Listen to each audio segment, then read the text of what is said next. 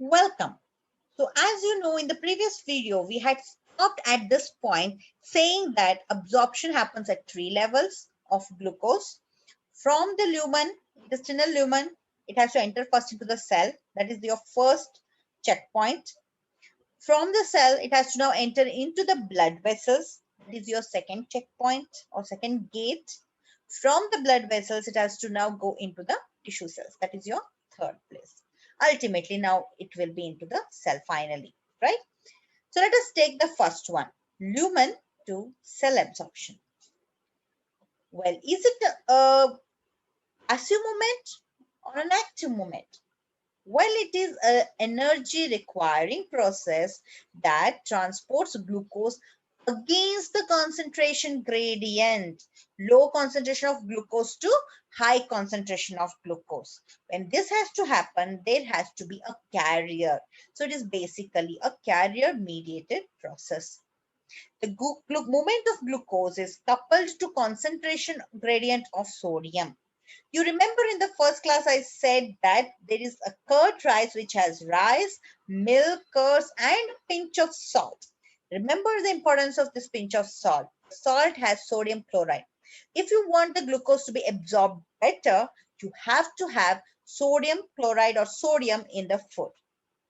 Also because this carrier mediated transporter is called as sodium dependent glucose transporter, SGLT. It is sodium dependent glucose transporter. So without sodium, the glucose will not be absorbed. Now, site where all this SGLT you can find, is it only restricted to the intestinal cells? No. SGLT1 you will see in the intestinal cells, but SGLT2 you can also find it on the renal tubules, right plexus of blood-brain barrier. So there are two types, SGLT1 and SGLT2. What we are talking here, we are referring to SGLT1. So this is how the process happens. So you can see here that now you have a transporter. Where is that transporter? Yes. So you have your SGLT, which is present in the intestinal lumen. After digestion, you can see here that the glucose has now come and it is ready to be absorbed. Correct? So absorb this, you will have to have sodium. Two sodium ions will move along with the glucose ions through this SGLT. But wait a minute.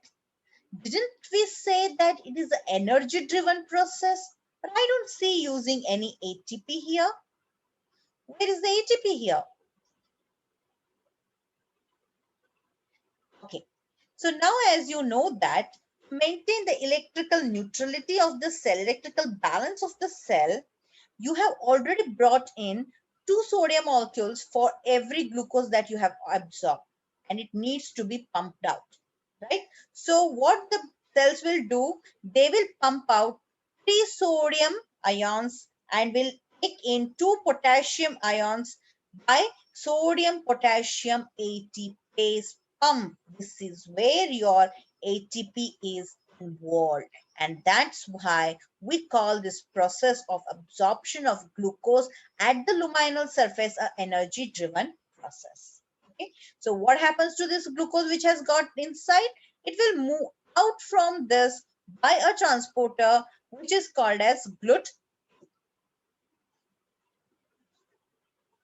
Now, GLUT2, is it only present on the intestinal cells? No, it is also present on the liver. Just the liver, also in the pancreas.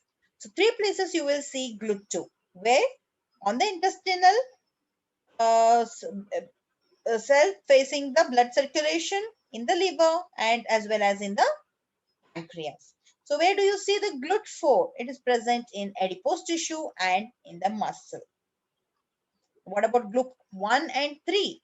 On the heart tissue, and they are ubiquitous, majorly present most of the other cells also, and normally in all the cells also for routine uptake of the glucose, it is present in ubiquitously on all the cells. Okay, so 1 and 3, all the cells, especially in the heart as well.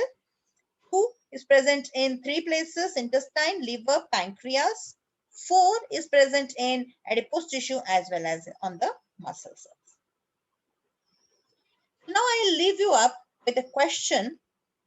Find out what is the composition of ORS and give the reason for this particular composition. Okay, so we'll stop at this point and see if you can answer this one.